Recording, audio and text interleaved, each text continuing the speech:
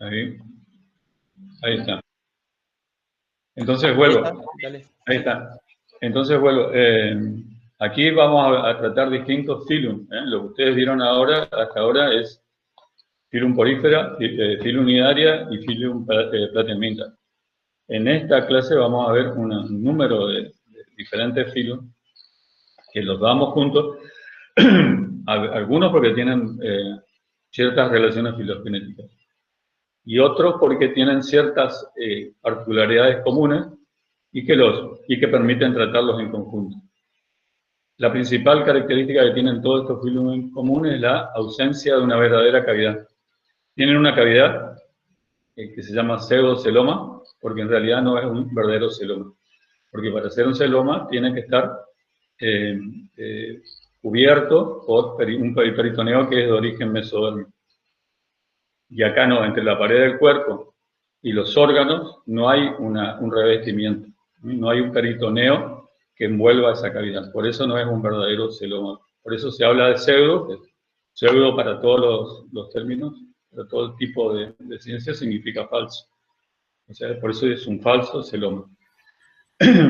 Antes se lo llamaba pseudocelomado, pero Brusca y Brusca le pusieron el nombre de blastocelomado, porque según ellos, este pseudoceloma deriva del blastocel embrionario.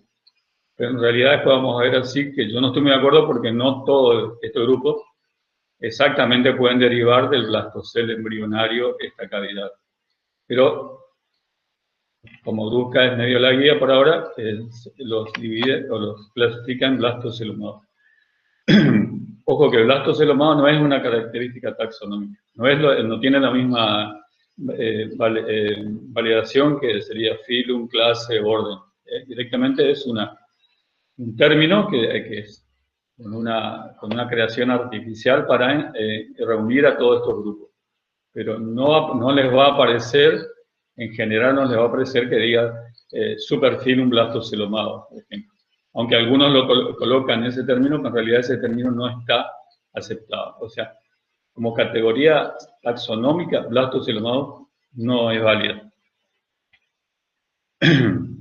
Bueno, entonces vamos a ver algunas cosas como qué es el pseudoceloma.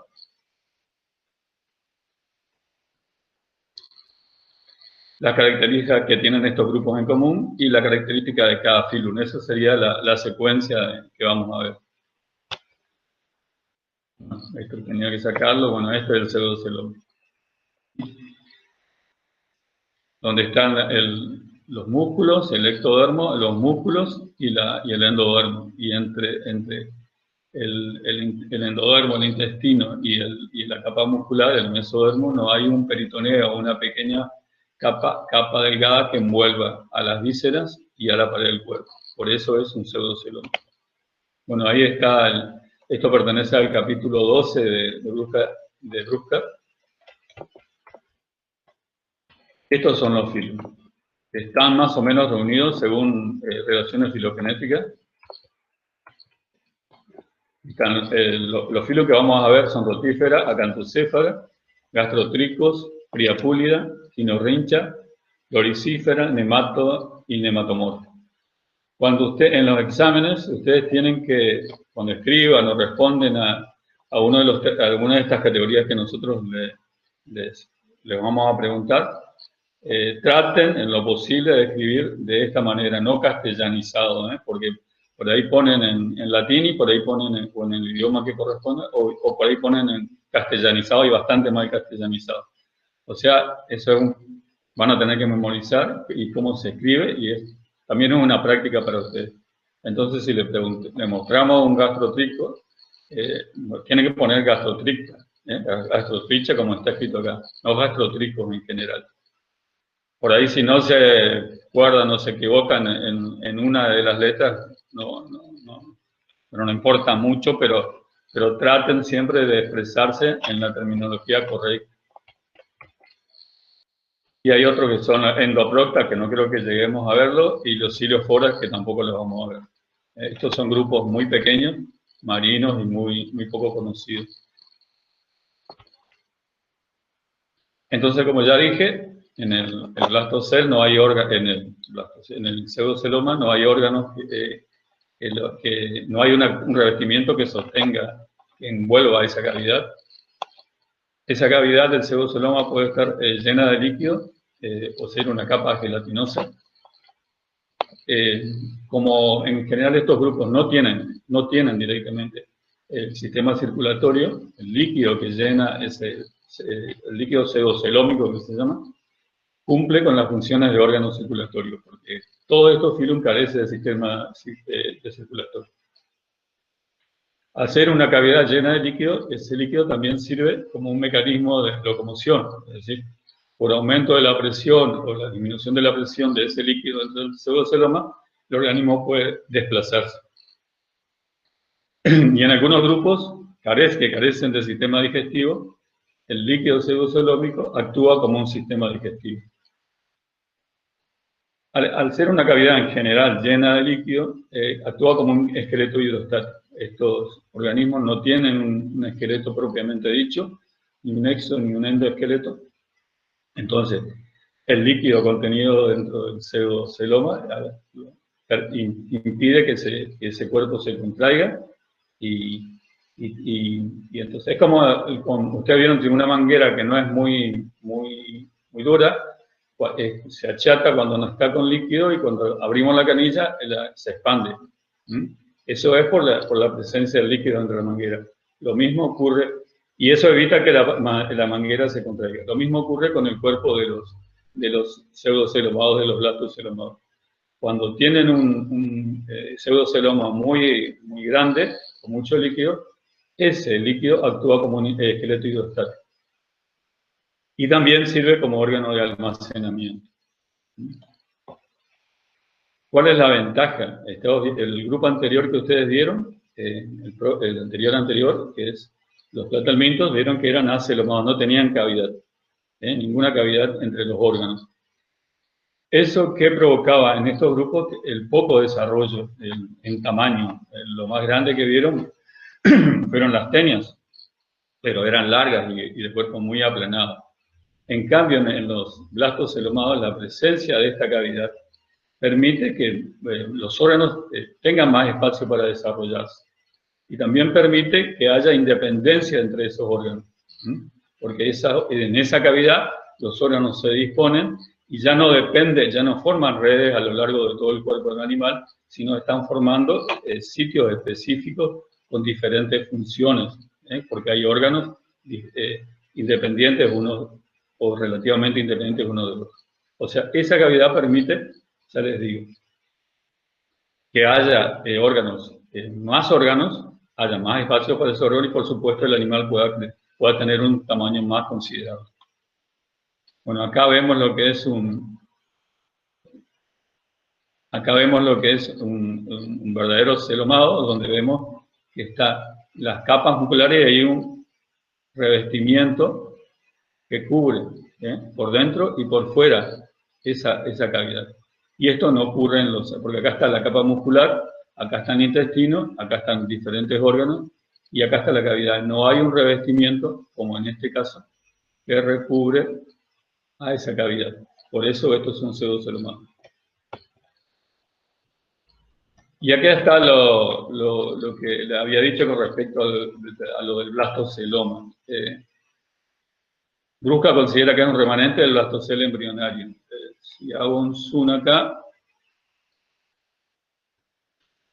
esta es la forma más simple del proceso de gastrulación en algunos organismos, donde hay una invaginación del mesodermo y de la capa externa, y luego se invagina y ahí forma lo que sería la cavidad, lo que sería la luz del intestino posterior, y una cavidad que rodea a esa invaginación. Bueno, según Brusca y otros autores, esta cavidad es la que persiste, sin participar el mesodermo en la delimitación de esta cavidad. Entonces, por esto es el pseudoceloma. Esto es lo que ocurre según esta teoría. O sea que es un remanente. es una persistencia del blastocelo embrionario que persiste en el adulto. Otros dicen que hay teorías más arriesgadas que dicen que en realidad el pseudoceloma proviene de organismos celomados, pero luego durante la evolución ese celoma se perdió el peritoneo, entonces quedó esa cavidad sin la cobertura mesodérmica. O sea que en realidad eran celomados que durante los procesos evolutivos perdieron ese peritoneo parietal. Y otros dicen que en algunas etapas del desarrollo, por ejemplo en los nematos ocurre eso, y al principio las formas larvales no tienen cavidad. Y luego, a medida que las larvas mudan y van llegando y llegan al adulto, los órganos se empiezan a separar y entonces delimitan o forman una cavidad. Esa cavidad se va llenando de líquido y entonces eso constituye el pseudocelo y el pseudoceloma. Entonces estas son las tres teorías. Lo que yo digo que no todos los grupos que vamos a ver posiblemente tengan el origen en su remanente del blastocelo embrionario, porque eso a veces es muy difícil de determinar. Por eso, la teoría más aceptable, o aceptada, digamos, es la primera. Y acá vemos qué amplitud o qué espacio puede tener el blastocel o el pseudoceloma. Fíjense, en el caso de los priapulios, que son unos gusanos marinos, excavadores de vida libre, tienen un amplio pseudoceloma, que es lo que está acá en rosado, en este colorcito crema. En cambio, en los gastrotricos está limitado a pequeños canales entre los órganos, porque la cavidad está ocupada por el intestino, por todo el aparato reproductor, todos los órganos del sistema reproductor, y hay un parénquima, un tejido que están cubriendo esa cavidad. Incluso algunos no están seguros si hay un pseudoceloma o directamente son acelomados, que es un grupo de vida libre, la mayoría que son los gastrotricos, que son muy comunes en agua dulce, que ahora lo vamos a ver. Por eso el pseudoceloma es variable en los distintos grupos que vamos a ver.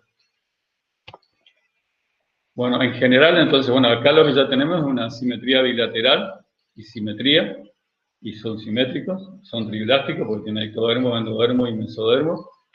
Hay una cefalización, ya hay como una región anterior y una región posterior definida, pero no hay una cabeza, lo que podríamos llamar en los grupos que vienen después, una cabeza bien definida, aunque por ahí en algunos grupos llamamos cabeza, la región anterior.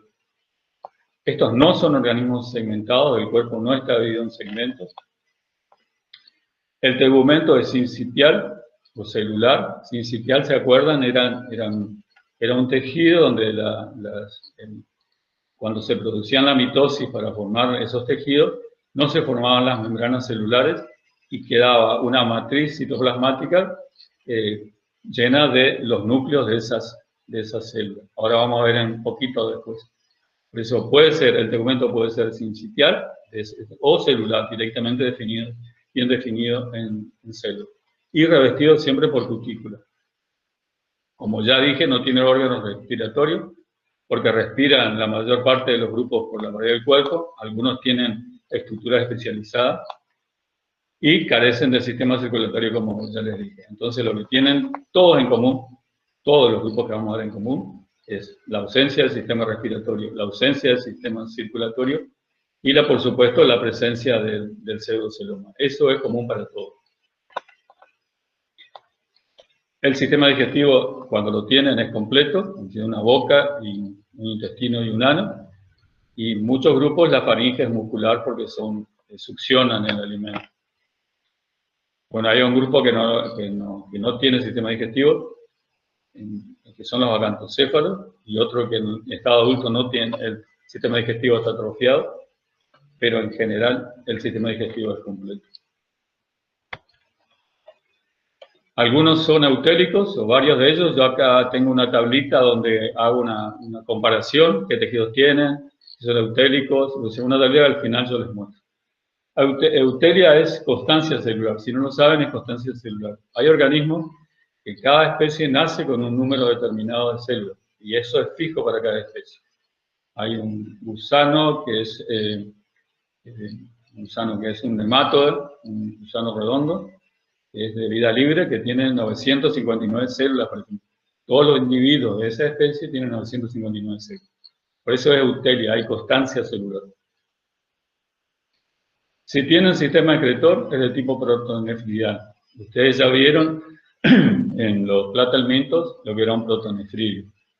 Es una estructura muy simple, que nada más que un extremo con células flamígeras y un conducto que vuelca los productos de excreción al exterior o al intestino. Es bien sencillo. El sistema nervioso, aunque acá dice desarrollado, en general, las neuronas, los cuerpos neuronales se reúnen en ganglios cerebroides. ¿Sí? No hablamos acá de cerebro ni nada por el estilo. Son asociaciones, son ganglios, y esos ganglios se reúnen en la región anterior, alrededor o sobre, por debajo de la faringe, y luego a través de tejidos conectivos, o sea, también tejidos nerviosos, conectan la parte anterior y posterior a esos ganglios cerebroides. Se llaman cerebroides porque se ubican en la región anterior. Algunos tienen órganos sensoriales desarrollados, muy rudimentarios. Acá sí ya vemos sistema reproductor bien definido, lo que conocemos habitualmente como ovario, ducto, vagina, o testículos, conducto deferente. Aquí sí lo vamos a ver, por eso se habla de reproductor complejo, y la mayoría son de sexos separados.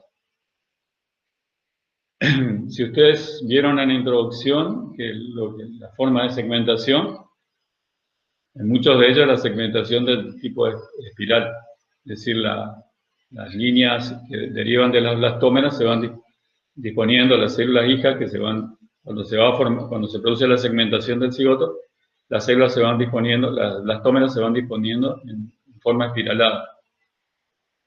Es diferente a los otros grupos, a los deuterostomados. Y el desarrollo es determinado. En general el desarrollo es determinado, se cree que en la mayoría es determinado. ¿Qué quiere decir eso? Es que desde las primeras divisiones, cuando se produce la segmentación del cigoto para formar el embrión, desde las primeras segmentaciones, cada blastómero ya tiene su destino definido, qué tipo de tejido es original. Por eso es determinado. O sea, quiere decir que si yo tengo la primera segmentación y hay dos blastómeras hijas, si separo cada una de esas blastómeras, cada una de ellas va a poder originar solo un tipo de tejido. No es como el caso de los humanos, de los gemelos, donde el cigoto se puede dividir, la primera segmentación, dividir, y cada una de las blastómeras hijas puede originar un individuo completo. Eso es porque es indeterminado. Acá es determinado. ¿Por qué es determinado? Porque cada una de esas blastómeras contienen su citoplasma, ciertos determinantes citoplasmáticos que determinan el destino de esas células. Bueno, en cuanto al hábitat, pueden ser de agua dulce, pueden ser marinos, pueden vivir en terrestres, pero en sitios húmedos, siempre dependen de la humedad, y puede ser de vida libre, epibiontes o parásitos. Algunos grupos tienen cuando hablamos de pereniforme, hablamos de forma de gusano. Algunos son muy pequeños, son microscópicos, inclusive son más pequeños que un protozoo, y algunos pueden ser muy largos. El desarrollo puede ser directo, eso significa que del huevo nace directamente un juvenil, muy parecido al adulto, o puede ser de ciclo vital complejo, pasar por estados larvales. Eso es variable en cada grupo.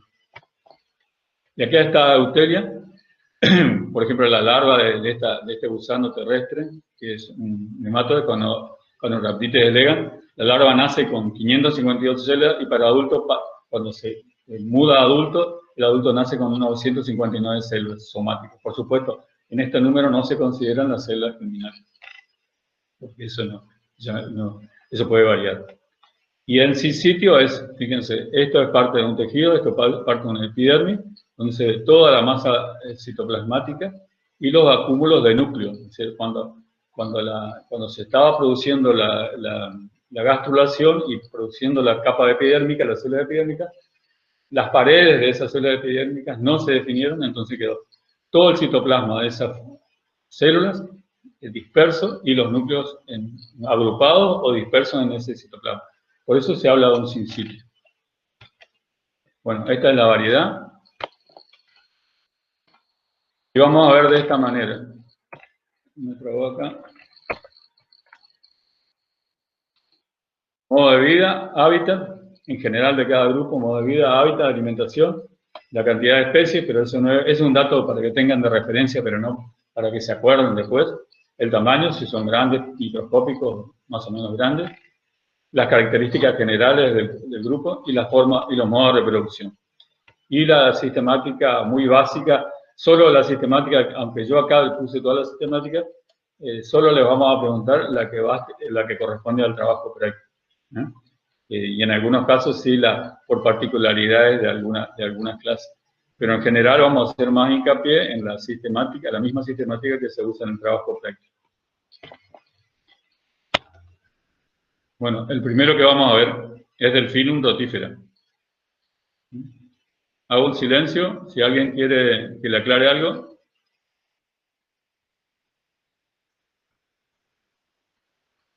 ¿No hay preguntas, Rodrigo? Ahora sí pregunto. No, ahí había surgido una duda en el chat, pero creo que ya quedó aclarada. Ahí está. Bueno, acá vamos a ver un pequeño video de un rotífero. ¿Rotífero por qué? Ahí ahora van a ver por qué. Fíjense esta parte.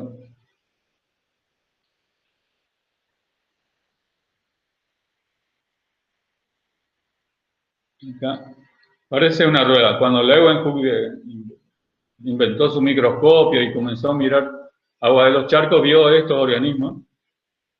Y que después... Y fíjense, parece una rueda. Por eso la etimología de la palabra es los que llevan una rueda, porque esto en realidad parece una rueda, específicamente en este género. Por eso a este grupo se llaman y quedaron como el filum rotífero. Esto es una gota de agua dulce y entre ellas, fíjense que hay protozoos de vida libre, y hay diatomeas y demás. Y el tamaño es pequeño. Entonces, si hablamos un poco de este grupo del filum rotífera, la mayoría de las especies son solitarias y de vida libre. Pueden nadar, como ya vimos, que estaban nadando. Son reptantes y algunas son sésiles y otras son coloniales. O sea, por eso la mayoría son solitarios de vida libre, pero hay algunas que son coloniales como la que se ve acá. Y hay unas muy pocas que se adaptaron a la vida parásita y parasitan huevos de caracoles, de volvos, ustedes ya vieron el nidario, de las holoturias, que son unos equinodermos muy particulares, y de algunos anélidos. Pero en general son de vida libre y solitarios. En cuanto a la alimentación, son suspensivos, la mayoría, o sea que dependen de los nutrientes disueltos en el agua dulce o agua de mar, y pueden ser de algas, microalgas, o comer todo esto, protozoos, otros bacterias, pueden alimentarse de otros rotíferos, o pueden ser, algunos están adaptados para depredar, o sea, atrapar a su presa. Cuanto al hábitat, son muy abundantes, o sea, no hay agua de charco que ustedes no encuentren en rotíferos, van a encontrar tanto, agua en general son de aguas limpias. Van a encontrar a protozoos y rotíferos. Si el agua es de buena calidad, van a encontrar numerosos rotíferos. Y hay especies marinas y algunas especies que viven en sitios húmedos, en la humedad que se junta en el suelo o en agua acumulada, qué sé yo, entre las grietas de un árbol. En esos sitios pueden vivir. Pero en general son abundantes en el planto de agua dulce y algunas especies son marinas. O sea, ¿recuerdan lo que era plancton? Bueno, esta, el filum rotífera, así como muchos protozoos, son la fauna del plancton. Bueno, hasta ahora hay 2.200 especies conocidas. Muchas son cosmopolitas, que quieren decir eso, que están distribuidas por todo el mundo. Una especie que hay acá la podemos encontrar en Estados Unidos, la podemos encontrar en África. Y eso tiene que ver mucho con los animales migratorios, ¿eh? Porque como estos grupos tienen formas de resistencia, o sea, pueden resistir a la desecación, por ahí puede un ave acuática que vuela mucho, por ejemplo, hay aves que vienen de Alaska al sur de Argentina, fíjense la cantidad de kilómetros, miles de kilómetros que vuelan, pueden traer en sus patas barro seco y dentro de ella estructuras resistentes de rotíferos, ¿eh? Y por eso se distribuyeron por todo el mundo. Y luego con el transporte del agua en los barcos que usaban para allí también, por eso hay muchas especies que nosotros podemos tomar una revista americana o una guía americana y encontrar las mismas especies que acá. Son tamaños microscópicos, miden entre 0,1 a 5 micras de longitud, pero hay algunos más grandes que por ahí a simple vista se pueden ver como pequeños organismos que se están moviendo en el agua, porque ya alcanzan hasta 3 milímetros.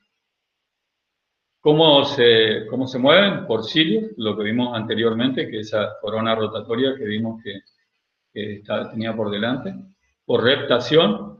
La reptación es que, como hacen las sanguijuelas, no sé si vieron alguna vez en vivo cómo se mueven las sanguijuelas, es decir, que extienden la región anterior, la apoyan en el sustrato, levantan la región posterior y así se van desplazando, en volteretas que se llaman. La especie que vimos en el video tiene estos dos mecanismos de locomoción, por cilios y por reptación. Y algunos tienen apéndices especiales que le permiten impulsarse bruscamente, o sea, tener una propulsión. El cuerpo. En el caso de los rotíferos, la mayoría de las especies tienen 1000 células. Ahí está lo que dijimos de Eutelia. Se piensa que la mayoría de los rotíferos están constituidos por 1000 células. Por supuesto, de las 2200 especies, no todos están, en todos contaron cuántas células tienen aproximadamente. Generalmente son cilíndricos, como vimos en el video, y donde el cuerpo está dividido en una cabeza, que está entre comillas justamente por eso, porque no es una cabeza, el que se llama corona, el tronco y el pie. El extremo anterior, que es la corona, está formado por el aparato rotatorio, ¿eh? De ahí proviene el nombre del filum, que es rotífero. Y tienen dos anillos de cilio que se llaman trocus y cingulus, uno anterior y otro posterior. La vibración de estos anillos de cilio es la que produce el movimiento. Y también sirve este aparato rotatorio para atrapar el alimento. Es decir, porque forma corrientes de agua que llevan la materia orgánica disuelta en el agua, o los microorganismos disueltos en el agua, hacia la boca. O sea, por eso, el aparato rotatorio tiene esas dos funciones, ¿eh? La propulsión y la alimentación. Luego está el tronco, que está revestido por cutícula, que es de una escleroproteína, esa cutícula. Y el pie, que a veces puede estar presente o no, y a veces puede ser telescópico, o sea, telescópico es como, si no saben, telescópico es como las antiguas antenas de auto, donde una parte se iba metiendo dentro de la otra. Por eso a veces, o sea, la cutícula está anillada, y por eso parece que fue segmentos, por eso a veces se dice que el pie de algunos rotíferos es pseudo segmentado, porque es la cutícula la que está dividida en partes, pero es una estructura única. Y cuando tienen ese pie y tienen dedos, a veces se adhieren a través de glándulas adhesivas que le permiten adherirse a un sustrato. O sea, que sean móviles, nadadores, por ahí se detienen, y cuando tienen este pie y estos dedos, y se adhieren al sustrato. Y tienen glándulas adhesivas que ellos mismos pueden hacerle perder ese poder adhesivo.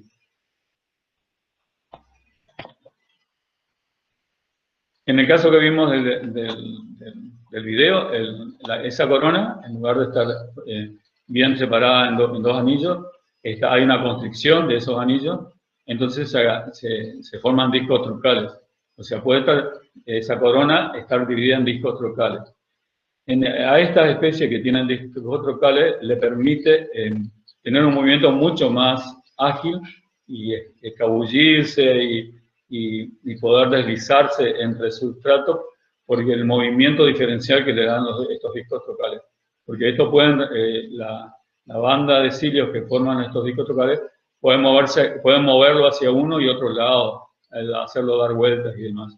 Esa es la ventaja que adquirieron estos rotíferos que tienen discos trocales. Hay algunos, bueno, como órganos sensitivos más o menos definidos. Hay un estigma, o sea, como que en algunos libros lo van a llamar ojos, pero en general llamamos ojos nosotros cuando ya hay un ojo, una estructura que ve, que tiene visión. Acá lo que estamos viendo, estamos considerando son células fotosensibles, o sea, que son capaces de captar las distintas intensidades de luz, no ver. Por eso, cuando ustedes vean ojos en rotíferos, no son ojos, sino que son células pigmentarias, que están muy asociadas, muy próximas al ganglio cefálico, al ganglio anterior. Y otros, por ejemplo, esta especie que es Filodina, tiene como una especie de cuerno de naturaleza epidérmica, que es carnoso, que tiene cerda sensitiva y sirve para que es quimioreceptor también. Pero esto no poseen todos los rotíferos. Se llama rostro a esta estructura que en algunos casos en los videos se pueden ver, que en algunos momentos se prolonga y es una estructura más o menos transparente. Ese es el rostro. O sea, como estructura sensitiva que vemos esos pigmentos, fotopigmentos o la estructura carnosa, ¿sí?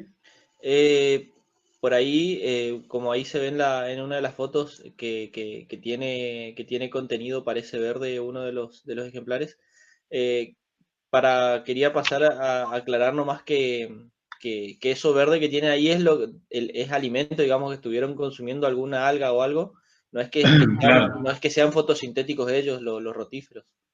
Sí, sí, claro. Esto se refiere a cómo filtran, ellos no tienen, seleccionan lo que van a consumir, todo lo que es materia orgánica, lo consumen. Pero también se consumen algas. Acá hay un tipo de algas bastante grande, esta parte y todo el estómago, el intestino que está bien hinchado por esas algas. Pero no, en este caso no hay son fotosintéticos. En este caso, fíjense, en esta fotografía justo cuando la corriente de la corona rotatoria de los discos trocales está llevando un alga hacia la boca del rotífero. Sí, acá tenemos epidermis sincitial, eutélica, como ya dijimos, o sea, hay una constancia celular. Y muchas especies están protegidas, como en este caso, por un esqueleto, digamos, que es de quitina, que se llama lóriga. Lóriga es la armadura que tenían ese nombre proviene de una armadura que usaban en la Edad Media y demás, para los guerreros, ¿cómo se llama? Bueno, ese chaleco, ahora usan el chaleco antibala, antes tenían esta lóriga, que era de metal. Bueno, y entonces, como vieron que en los rotíferos tenían esta especie de estructura, la llamaron lóriga, por eso es el nombre. Y esta lóriga es secretada por la epidermis fuera de la cutícula, la cutícula, pero está dentro de la epidermis. O sea, es una capa que está cutícula y lóriga. O sea, que cubre, pero o sea, está encajada en la epidermis. Pero como es transparente, nosotros no vemos la epidermis. Entonces, la lóriga es esto. El que vimos nosotros anterior, que era Filodina, ese carecen de lóriga. Esa es una adaptación para el mecanismo defensivo. Protegerse dentro de un caparazón que sería la lóriga. Es lo que vemos acá. Fíjense que tiene espinas largas, y eso depende, después lo vamos a ver, para protegerse. Y el movimiento tan activo que vimos en el caso anterior y en los que vamos a ver después, porque hay músculos dispuestos en bandas circulares y longitudinales, que contraen todo el cuerpo. Hay músculos que fíjense que acá está, estos músculos contraen la faringe, y músculos asociados a la corona rotatoria también. El sistema digestivo es completo, tiene una boca, que está ahí por detrás de la corona, luego tiene una faringe, y el estómago, el intestino corto, y el ano, que se vuelca al exterior, antes del pie. Bastante sencillo. Lo que tiene de particular los rotíferos, y esto es único en todos los filum que vamos a ver en invertebrados, es la presencia de un mástag. Acá está la palabra mástag, que es una estructura trituradora, es como el molinillo de una licuadora. ¿Vieron las aspas de la licuadora? Bueno, esta función cumpliría el mástag. Es único, o sea, una característica única de los rotíferos es la presencia de un mástag. El mástag como la faringe tiene origen ectodérmico, el mástag se forma a partir de la capa del ectodermo. O sea, son piezas rígidas derivadas de la cutícula, y que son como laminillas, como pequeños dientes que tienen distintas conformaciones. Esto es el mástag de un predador y este también. Pero depende del tipo de alimentación, el mástag tiene esas piezas que se llaman trophy, que son estructuras rígidas, tienen distinta estructura. Eso es variable. Y esto es importante, para los que trabajan con rotíferos, es importante conocer la estructura de las piezas del mástag, o sea, los trophy, para identificar la especie. Porque a veces especies muy similares tienen mástag diferentes. Bueno, acá tenemos todas las variedades mástag en los distintos grupos que no vamos a ver. Solo sepan qué es el mástag, quiénes lo tienen y cuál es su origen, nada más. Acá vamos a ver un video rápido. Fíjense, esta es una especie predadora que tiene pie, y ahí está el mástag, fíjense. El mástag es protusible. Ven, ahí lo tiene adentro, metido dentro de la faringe, y luego lo proyectan. ¿Ven que parecen como una serie de pinzas? Con eso atrapa su alimento. Estos no son filtradores. Y ahí vimos cómo abrieron los trófidos. Bueno. El sistema excretor con protonefidios. Acá sí tenemos protonefidios, que son estos verdes que se ven acá. Acá está el bulbo flamígero. Flamígero, ¿se acuerdan? Porque está formado por una serie de cilios, o flagelos, como quieran considerarlo, que el movimiento parece en la flama, como cuando vemos la llama de un fuego. Por eso, cuando lo vieron, lo llamaban el bulbo flamígero. Eso captan los desechos, lo pasan al conducto, al nefroducto, y luego lo desembocan o en la cloaca, que es la estructura común al sistema digestivo del sistema reproductor, o a la pared del cuerpo. Eso es variable en cada. Pero siempre tienen fotonefridios como órgano excretor. Por supuesto, cuando se contrae el cuerpo, de esa manera expulsa el contenido de lo que estaría acá en la cloaca, que actuaría como vejiga para eliminar las sustancias de desecho. Bueno, como habíamos hablado, el sistema nervioso es nada más que el acúmulo de los cuerpos neuronales en la región anterior, por eso se habla de un ganglio cerebroide, y con filetes que envían hacia la región anterior, hacia la corona, y hacia el resto del cuerpo, hacia el pie, y para que se retraiga y demás. Y también hacia las fibras musculares. En el caso de los rotíferos, el cebosoloma sí está lleno de líquido, y todo esto está lleno de líquido, y con células ameboides. Muchas veces las células ameboides tienen función fagocitaria, o sea, un mecanismo defensivo, donde destruye o fagocita aquellos organismos patógenos que han podido entrar al pseudoceloma. Esas células ameboides a veces tienen esa función. Pertenecerían al sistema inmunitario de los rotíferos. Cuanto a su asexualidad, son dioicos o hembras partenogenéticas. Dioicos, ¿se acuerdan que hay machos y hembras bien diferenciados, o más o menos diferenciados? Y partenogenéticas, por supuesto, son solo las hembras, o sea que las hembras pueden desarrollar nuevos individuos a partir de las ovogonias sin sufrir mitosis. O sea, eso ocurre con muchos grupos de de tamaño, de parasitoides y demás, donde las hembras son partenogenéticas. Ahora vamos a ver un poco. El caso que estuvimos viendo el video son hembras partenogenéticas. Cuando son dioicos, los machos son efímeros. Los machos no se alimentan, solo aparecen en la población para reproducir, para copular con las hembras, y por eso no tienen aparato digestivo. De los machos, de los huevos, nacen machos, ahora vamos a ver cómo nacen, y copulan a unas hembras, y después mueren los machos. A veces hay ovarios, que pueden haber uno o dos ovarios, uno o dos ovarios, y en otras tienen un germo vitelario, o sea, un ovario, que es donde vemos ovario, viducto y una vagina, y en otros hay una estructura que se llama germo vitelario, que es particular también de los rotíferos, que son tejidos que por un lado forman células sexuales, y por el otro lado forman el vitelo, o sea, forman ovocitos si hay reproducción sexual, y vitelo, por eso se habla de germo vitelario. Acá esto presten atención porque esto es el ciclo de vida de los rotíferos. Cuando son dioicos,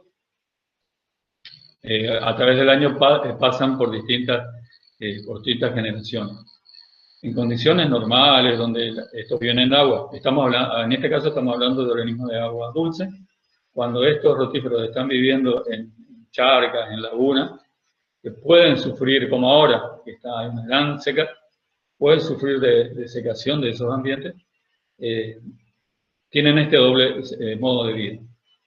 Cuando las condiciones son adecuadas, hay agua y la temperatura no es tan alta y demás, se dividen, hay solo hembras partenogenéticas en la población, y se dividen por partenogénesis, es lo que vemos acá. Es decir, de huevos no meióticos, que no sufrieron meiosis, o sea, las ovogonias, se dividen y de allí se desarrolla directamente un nuevo organismo, un nuevo rotífero, y así. Ese huevo nace un juvenil y se transforma en un adulto y así sucesivamente. Esto es lo común en condiciones ambientales normales, que haya huevos diploides y partenogenéticos. Pero puede ocurrir que ante estrés del ambiente, el estrés puede ser muy variable, que el ambiente se esté secando, que haya una población, una superabundancia, porque eso es lo que permite la reproducción partenogenética, que estos individuos puedan colonizar muy rápidamente un ambiente. Es decir, si se forma un charco de agua nuevo y de alguna manera llegaron algunos rotíferos y hay partenogenéticos, entonces, y cuando este cuerpo de agua se inunda, rápidamente pueden colonizar, porque hay una generación tras otra a través de esta partenogénesis. En cambio, si ese charco se va desecando, aumenta la temperatura, hay una población muy abundante, entonces ese es el estímulo externo, se llama epigenética, o sea, lo externo que influye sobre la expresión génica. Entonces, ¿qué provocan esas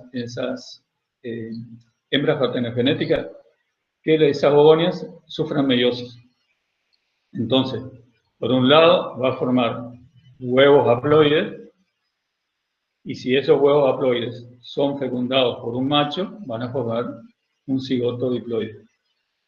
Pero si esos ocitos haploides no son fecundados, se desarrollan en machos, o se transforman en machos haploides. Entonces, aparecen esos machos efímeros que producen esperma, fertilizan a la hembra y allí continúa el ciclo. Cuando esto ocurre, esos huevos tienen una cáscara muy dura, por eso se llaman seroviontes, o sea, porque son huevos que están en latencia, pueden permanecer mucho tiempo secos, secados, y cuando vuelven las condiciones de la primavera, por ejemplo, se liberan de esos huevos el nuevo rotífero, el juvenil, y comienza otra vez la secuencia de reproducción partenogenética, porque las condiciones están dadas. Por eso hay por eso se habla de reproducción, un ciclo amíctico donde no hay mezcla de gametas, y un ciclo míctico donde hay mezcla de gametas. En este sería en otoño-invierno, Pero esto es variable, esto es más para la literatura inglesa, porque esto puede depender de la región donde estén distribuidos estos organismos, cuál sea la época desfavorable. Otra, es de los rotíferos donde más voy a hablar. Otra característica que tienen los rotíferos es la ciclomorfosis. Es decir, los rotíferos tienen los que tienen loriga, por ejemplo, por supuesto, tienen la capacidad de cambiar la estructura de su loriga. Cambiarla para que, como son organismos muy depredados por otros organismos y por otros rotíferos más grandes, entonces esa defensa que era la loriga adquiere más espinas de lo habitual, de lo que normalmente tenía. Entonces eso impide, este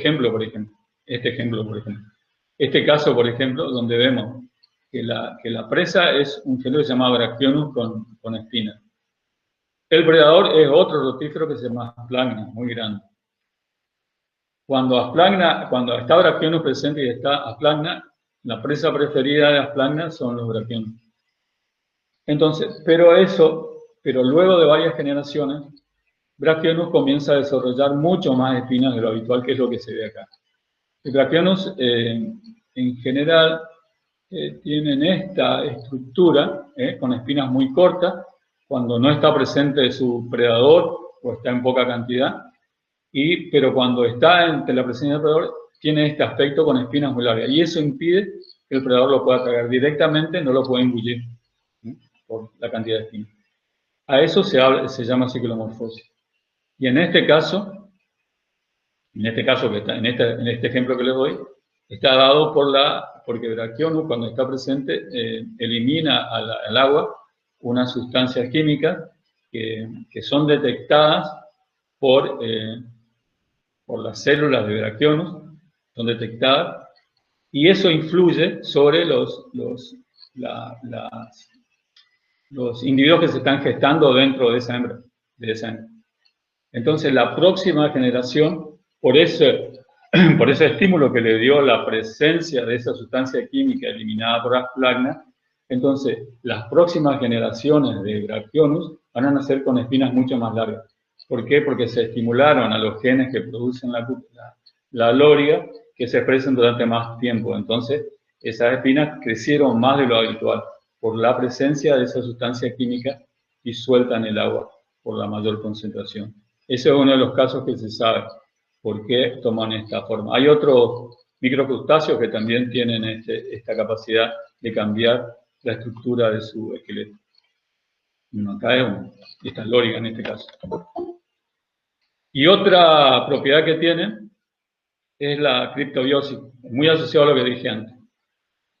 La criptobiosis es la capacidad que tienen ante condiciones muy adversas del ambiente del cuerpo retraerse totalmente, reemplazar, hay entre un 75 y un 95% del contenido.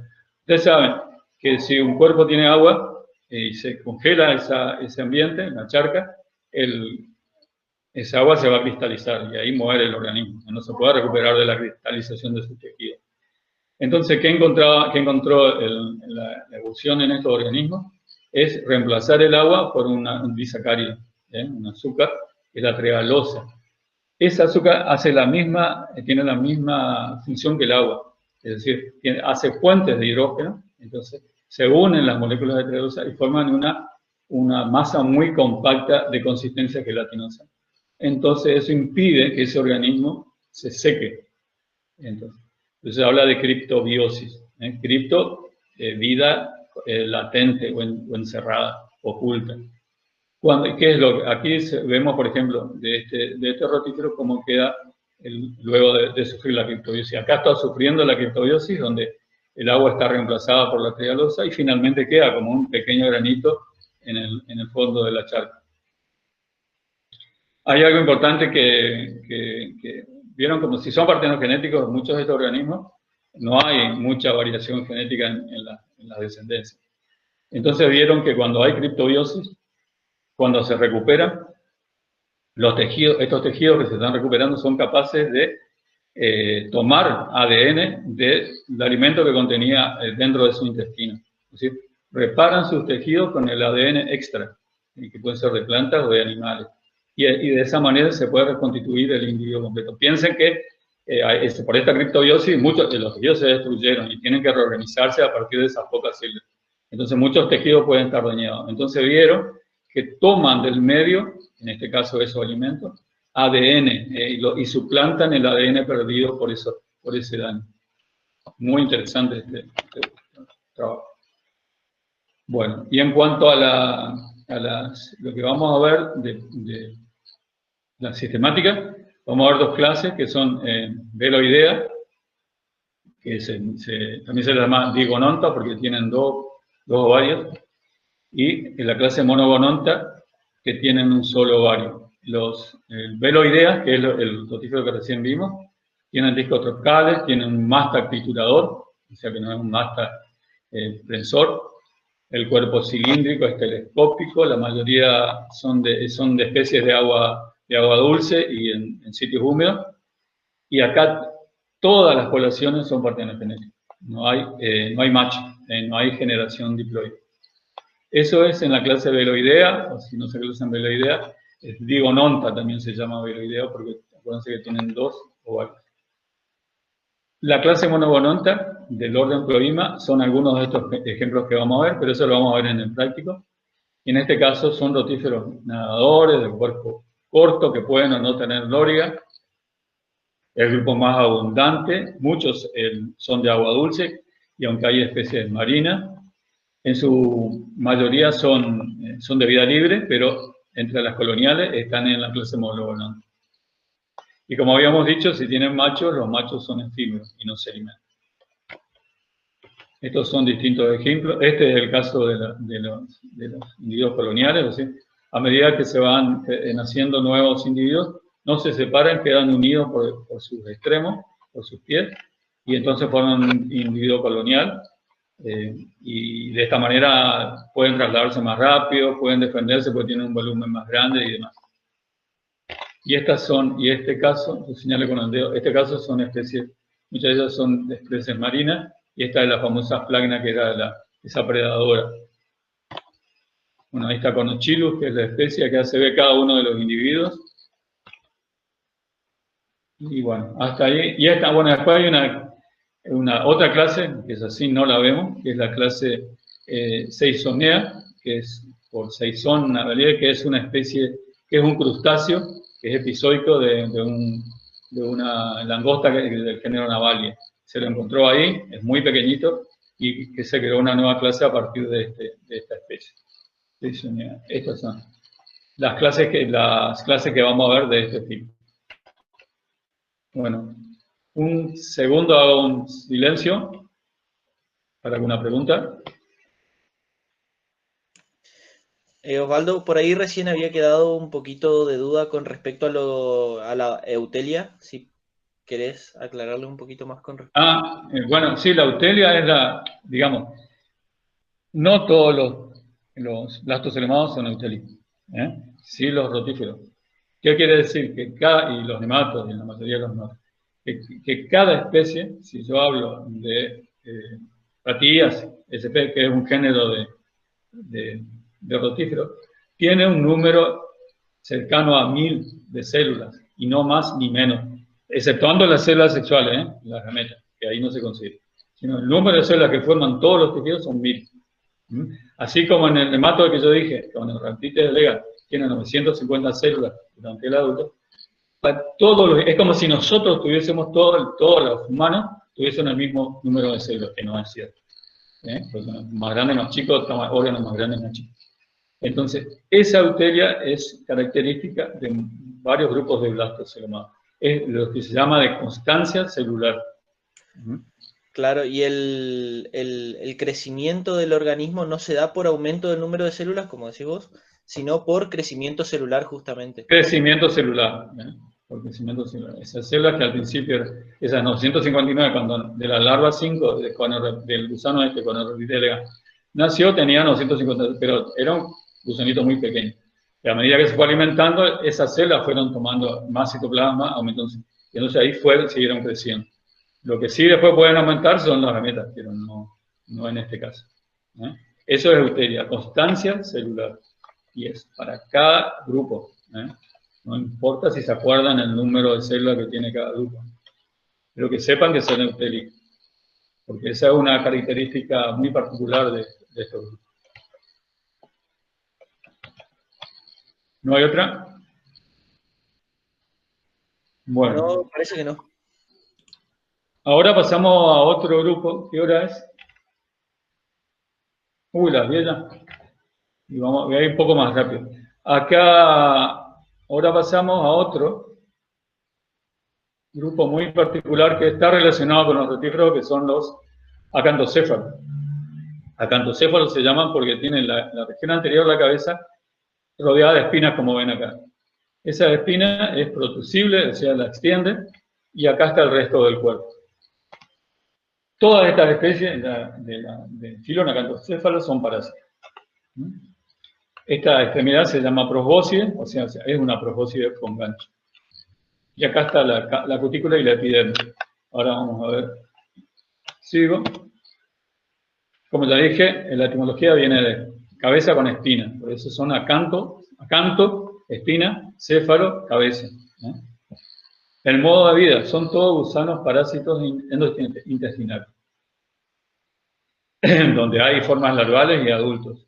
Las formas larvales parasitan a los crustáceos e insectos, y los adultos a mamíferos, anfibios, reptiles y aves, y principalmente a peces de agua dulce. O sea, acá sí hay, como hay machos y hembras, hay un hospedador definitivo que son los vertebrados. Los crustáceos o insectos actúan de hospedadores intermediarios. Se conocen unas 1100 especies, el tamaño algunos tienen menos de 20 centímetros, que es lo que vemos acá, esto tiene 10, creo, es un macho, y la hembra, que es un poco más grande, tiene 14, 15 centímetros, me estoy acordando bien. Sí, 10 centímetros, bueno, 10 centímetros acá, si esta tiene más de 15 centímetros la hembra. O sea, eso es variable, pero lo que sí vieron como la presencia del pseudoceloma permite que crezcan más. El cuerpo está dividido en una región anterior, que es esa probóscis, con dientes, que es fuerte y espinosa, y que esa probóscis se puede retraer, lo que vemos acá, en un saco de la probóscis. Porque como son endoparásitos, esa probóscis lo usa para adherirse al intestino del hospedador. Cuando está viajando dentro del intestino del hospedador, entonces esa probóscis se retrae dentro de ese saco proboscidio. De esto que se ve acá, del saco proboscidio. Lo que a veces vemos es la presencia de un pseudo anillamiento, o sea, la cutícula. Por eso que todos estos grupos tienen cutícula. Esa cutícula puede estar dividida, pero esa división corresponde solo a la cutícula y no hay una segmentación, por eso se habla de una falsa segmentación. Y bueno, en los machos a veces se define una región posterior que, en cuanto a la morfología general, es una sola. Entonces, la gran diferencia, hay machos y hembras, todos son machos y hembras. La gran diferencia está en que el macho es mucho más pequeño que la hembra. Es lógico, porque la hembra es la que tiene que desarrollar los huevos. Bueno, ahí se ve la estructura de los dientes. Los dientes se ponen en forma espiralada. Y acá se ve la probóscis vertida y la probóscis metida dentro del saco de la probóscis. Y fíjense que hay una serie de músculos asociados a esa probóscis que son los que permiten que esa probóscis se retraiga o se contraiga dentro del saco probóscido. Ya les muestro acá y nos muestro en las otras diapositivas. Bueno, acá está la diferencia entre macho y hembra. Y les muestro lo que tiene de particular, ¿qué más? Bueno, acá se ve el ganglio, pero vamos a pasar a la otra. Bueno, acá tiene un sistema, un detalle. Como estos órganos están metidos en pseudoceles, llenos de líquido, no tienen un peritoneo, un tejido que los sostenga. Entonces, lo que tienen son lo que se llaman sacos ligamentarios, que no es de origen mesodérmico. En esos sacos ligamentarios están sostenidas las gónadas, en estos grupos. Y acá se ve la presencia, esta es una hembra, donde sí vemos cómo las gónadas están sostenidas en estos sacos ligamentarios. Luego vamos a ver un poquito después esta parte de la hembra. El cuerpo es cilíndrico, de aspecto anillado justamente por que se contrae la cutícula y forma esos pseudosegmentos. Y el cuerpo lo que tiene en particular, que también son sincitiales los tejidos. Entonces, tanto ¿cómo se llama? Los músculos son sincitiales. Entonces entre ese sincitio se forman espacios. Esos espacios se llaman espacios lacunares y lo que permiten esos espacios que están inmersos en el tejido muscular es que allí se acumulen los nutrientes. Como estos animales son endoparásitos, no tienen sistema digestivo, carecen de sistema digestivo, entonces se alimentan a través de la pared del cuerpo. Entonces los nutrientes, esta sería la cavidad intestinal de un pez, de un cerdo, por ejemplo. Entonces los nutrientes pasan directamente del intestino delgado a la pared del cuerpo y atraviesa la cutícula, pasa por la epidermis y queda almacenada todos esos nutrientes en estos espacios lacunares. Esa es la función de estos espacios lacunares que tiene el cuerpo, la pared del cuerpo de los acantocéfalos. La hipodermis también es sincitial, a pesar de que acá se la muestra como diferenciada bien en células, y es más o menos delgada porque es la que tiene que permitir el pasaje de los alimentos.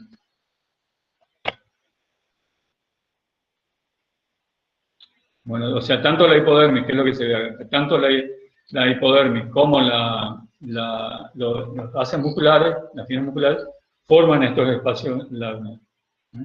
Inclusive en esos espacios lagunares también se acumulan los pigmentos respiratorios. Acuérdense que acá hablamos de plastos selmados carecen de sistema circulatorio. Una estructura que poseen son los lemniscos, que son como dos sacos que están a los lados del saco de la faringe, y se cree que su función es cuando la proboscis se retrae dentro del saco proboscideo, el líquido que estaba acumulado en la proboscis, en el saco de la proboscis, va y se fluye hacia esos lemniscos. Sería como un centro de almacenamiento del líquido pseudocelómico que estaba acumulado en el saco de la proboscis.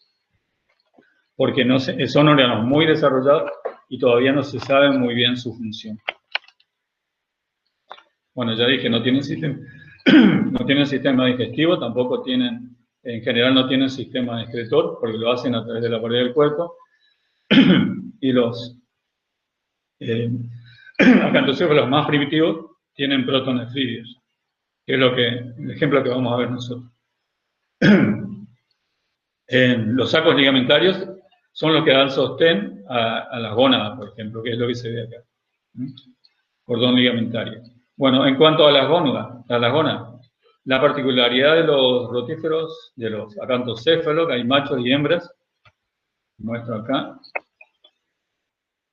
machos y hembras, me voy a referir a esta imagen, donde este es el pseudocelo. Los ovarios no están definidos como unos verdaderos ovarios, órganos ovarios, sino se habla de bolas ováricas. O sea, los ovocitos están contenidos en una masa que son liberados hacia el pseudocelo y quedan flotando en el pseudocelo. Cuando el macho copula, que tiene una bolsa copulatriz a través de la vagina de la hembra, inyecta su esperma y cae ese esperma en el pseudocelo. Y allí va a fecundar a los huevos, a los ovocitos que estaban en el pseudocelo. Cuando la hembra, y luego el macho tiene lo que se llama una glándula de cemento, que está acá, glándulas cementarias que son las que están acá, que están conectadas directamente al conducto eyaculador, tapona la abertura de la vagina de la hembra para impedir que otros machos, si hay una proliferación de machos en el medio, en ese intestino, entonces evita que otros machos la copulen y no se pierda también el esperma. Entonces hay un tapón, un capuchón de fecundación que tapona la vagina de la hembra. Bueno, la hembra lo que tiene de particular antes de la entrada hacia el útero es una campana uterina. La campana uterina lo que hace es seleccionar aquellos huevos, por el tamaño y el desarrollo, que están fecundados y de los ovocitos. Están todos metidos en la matriz del pseudocele, están metidos tanto ovocitos como huevos fecundados. Entonces, al útero pueden llegar cualquiera de los dos.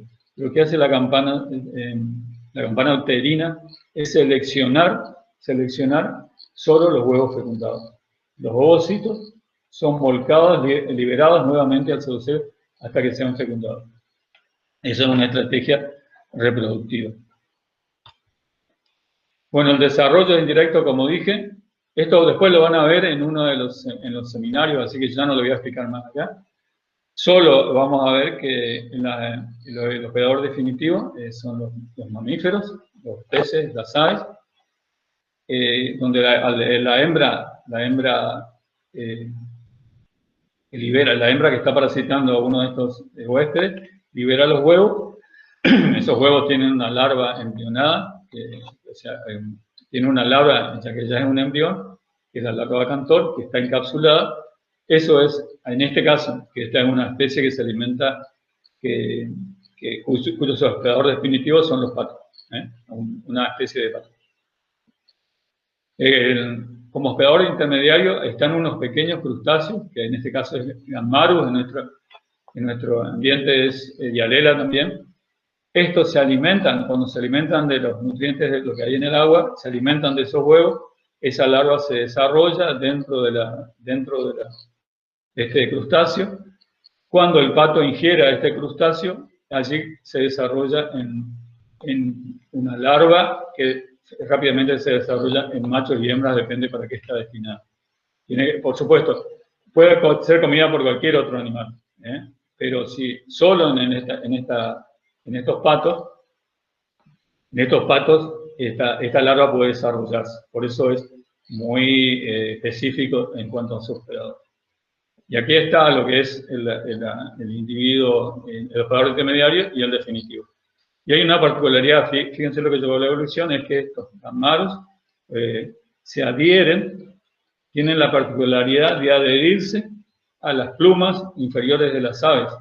Entonces, es una estrategia que utiliza, entre comillas, el parásito, para que esas aves sí o sí lo consuman. Esos gammarus parasitados puedan ser consumidos. O sea, tienen una gran predilección estos crustáceos de adherirse a las plumas ventrales del pato. Entonces, es muy factible que ese ciclo continúe. Bueno, y hasta acá dejamos, también hay de comadrejas, donde el hospedador intermediario son los 1000 pies. Después tenemos, esto es como se fija, en los cerdos, donde los hospedadores intermediarios son los escarabajos, los bichos bolitas, los bichos toros, los escarabajos toros. Y aquí un poco es como las condiciones ambientales son las que también permiten que estos endoparásitos se desarrollen. Por eso los cerdos que son alimentados en basurales es muy factible que estén parasitados por acantocéfalos. El hombre se puede parasitar accidentalmente comiendo carne cruda de peces o en este caso de cerdo. A veces las consecuencias son parecidas a lo que ocurre en un hospedador vertebrado, en el hombre. Pero en general el hombre no come carne cruda. Pero a veces, en Perú, por ejemplo, que comen el ceviche ese con pescado crudo, a veces se contagian de acantocéfalos de peces de los humanos. Bueno. La clase que vamos a ver solo es esta. Arquiacantocéfalos, que son parásitos de aves y mamíferos. Los hospedadores intermediarios son los insectos emilianos. Y el que vamos a ver es Macracantorrinchos y Iridinacio, que vamos a ver en el resto. El resto no vamos a ver, o sea que, pero ténganlo en cuenta a las clases en que están divididas estos grupos. ¿Cuestión? ¿Alguna cuestión? Bueno. El próximo grupo que vamos a ver es el grupo de los gastrocríticos.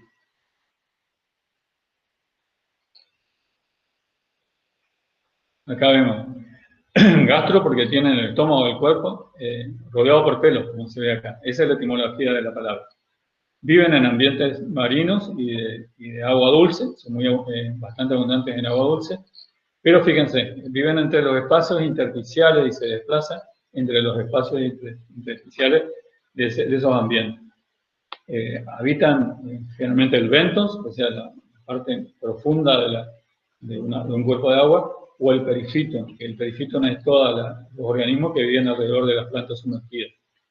Y algunos pocos son planctónicos, o sea que pueden desplazarse en el agua, en el plancton.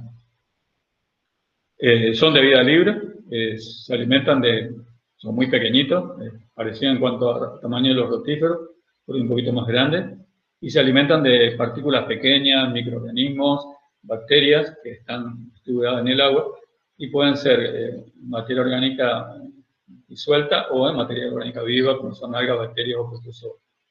Como la faringe es muy muscular, actúa como una bomba de bombeo y por eso succiona su alimento. Son relativamente abundantes, se conocen hasta ahora unas 700 especies y tienen menos de una micra hasta 4 milímetros, o sea, son pequeños, muy pequeños. Y acá están las distintas variedades. Fíjense, esta es una diatomea, y fíjense el tamaño que es más pequeño que una alga, ¿no? Una alga microscópica. La cutícula está bien desarrollada y esa cutícula se divide en placas. Esas placas tienen espinas, o sea, el cuerpo, el tronco está revestido por esta cutícula dividida en placas. Y en este caso, esa cutícula es parecida a los nematodes que después vamos a ver en cuanto a estructura y complejidad, pero a diferencia de los nematodes no muda. O sea, recuerden que la muda era los cambios que sufrían los organismos para pasar de un estado a otro. Y para poder crecer, tienen que desprenderse de esa cubierta endurecida que es la cutícula, y así van creciendo. O sea, los organismos que tienen una cutícula muy gruesa tienen que mudar, como es el caso de los nematodes, como es el caso de los insectos, como es el caso de los crustáceos. Pero en este caso, aunque la cutícula, en los gastrotricos, aunque la cutícula no sea parecida a los nematodes, no muda. La epidermis es parcialmente sincicial, no en todo a lo largo de la epidermis hay sincitios, sino hay capas sincitiales y capas y espacios y lugares donde hay sincitios. Como habíamos dicho, algunos consideran que los gastrotricos no son pseudocelomados porque no tienen pseudoceloma, y es por esto, porque no hay un verdadero espacio, hay pequeñas cavidades que rodean a los órganos. O sea, el pseudoceloma está casi restringido a pequeños espacios. Por eso hay un mesénquima que está recubriendo, por eso algunos consideran, en algunos trabajos se pone entre signos de interrogación si son pseudocelomados. Nosotros lo vamos a considerar. Tienen músculos longitudinales, circulares y transversales, por eso tienen ese movimiento tan plástico, se pueden mover tan ágilmente. Y esa musculatura es la que le permite esa contracción y extensión de los músculos, es lo que permite poder huir, la búsqueda de su alimento y cuando tienen que copular. Se mueven. En este caso, si ustedes vieron, parecía que se deslizaba sobre su sustrato, sobre esas partículas del suelo, es porque tienen una serie de líneas, o dos líneas, de cilios ventrales. Entonces, es como que se deslizan sobre el sustrato. Y cuando no desnadan, no están nadando, también se ayudan, cuando están nadando, perdón, también se ayudan por cilios cefálicos, que son estos, que también se disponen en bandas longitudinales que le permiten el desplazamiento. O sea, se pueden mover por estos cilios ventrales o desplazarse a través de los cilios cefálicos, que son mucho más largos. El tubo digestivo es completo, tiene una boca, una faringe muy muscular y succionadora, porque succionan el agua para atrapar su alimento, y luego lo manda a un intestino tubular y antes de la región terminal está el ano.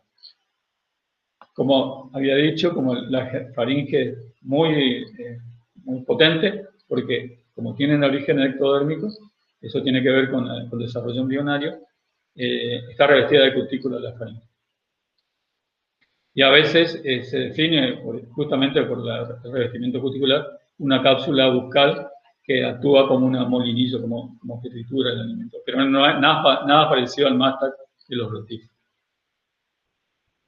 Acá hay una particularidad que está bien conocida en los nemátodos, que es ustedes saben que las células nerviosas envían axones o dendritas a sus músculos, a sus órganos sensitivos o a los órganos efectores.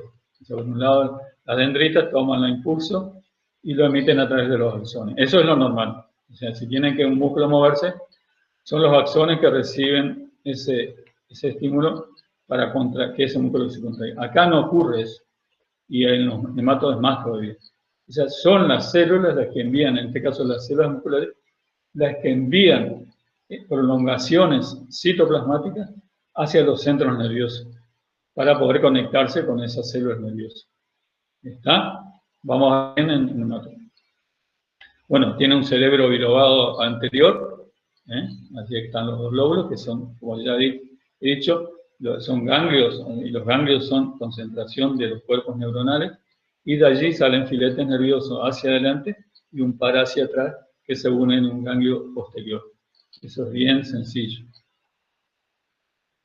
Y bueno, hacia atrás, que acá no se ve, se ramifican en un plexo. O sea, es bastante sencillo el sistema nervioso. Bueno, algunos tienen protonefridios, o carecen de ellos, cuando lo hacen, la excreción la realizan a través de la pared del cuerpo. Y cuando tienen protonefridios, los productos de excreción pueden ser eliminados hacia un nefridoporo, hacia el exterior, o directamente volcarlo en el intestino. Hay grupos como esa bomba tutora toma mucha agua, tiene lo que se llama unas glándulas faríngeas o unos poros faríngeos que están conectados directamente a la faringe, y lo que hacen es eliminar el exceso de agua, no de los nutrientes. O sea, filtran los nutrientes y el exceso de agua es volcado hacia el exterior por esos poros faríngeos. Pueden ser monoicos, o sea, hermafroditas, o dioicos. Si son dioicos, cuando son dioicos, algunas especies pasan por hembras partenogenéticas y hembras sexuales. Hay alternancia de generación. Y en otros grupos hay solo hembras partenogenéticas. Entonces, repito, o hay solo hembras partenogenéticas, que después pueden ser hermafroditas, o dioicos. Va a haber machos y hembras, el macho también de poca vida. El óvulo también hay una fecundación interna, pero no hay una vagina que elimina los huevos fecundados, sino que directamente los huevos son liberados a través de la pared del cuerpo, se rompe la pared del cuerpo, del pseudocel le caen a la pared del cuerpo, y ahí la pared del cuerpo se regenera. Viven hasta 40 días y también sufren el proceso de criptobiosis. O sea, pueden soportar la desecación en estado de latente, como criptoorganismo. Y esto no es tan difícil aunque parezca.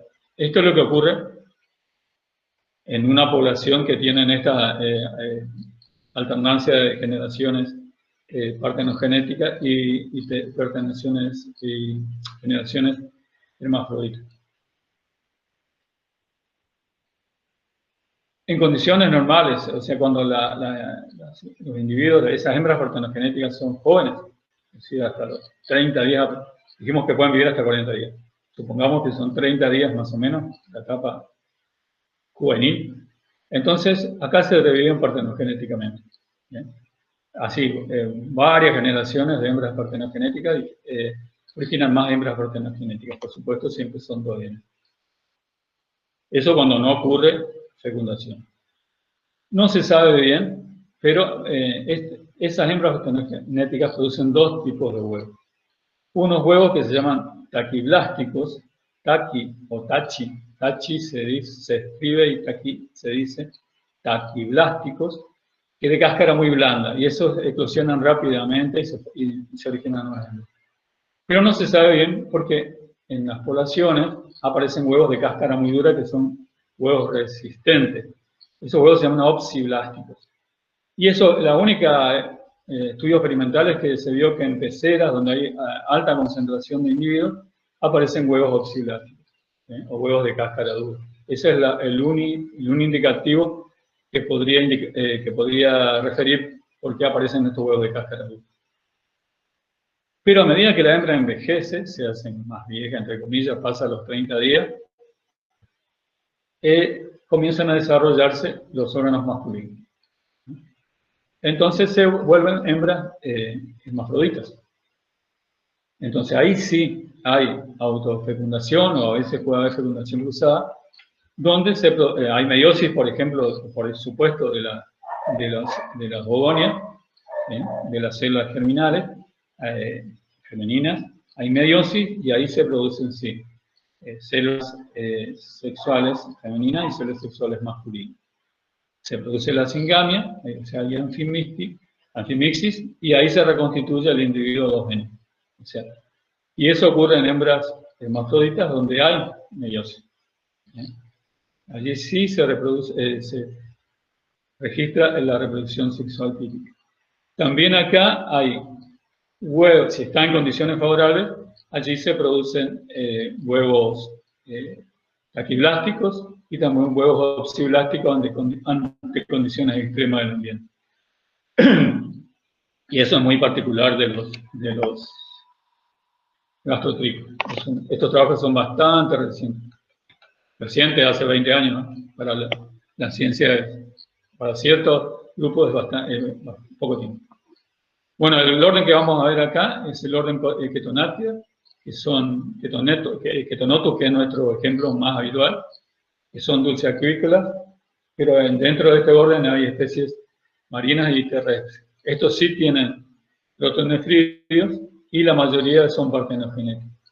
El otro orden, que nos vamos a ver, que son marinos, son todos marinos, bien diferentes, carecen de protonefridios y son todos monoicos, bien diferentes un grupo de otro.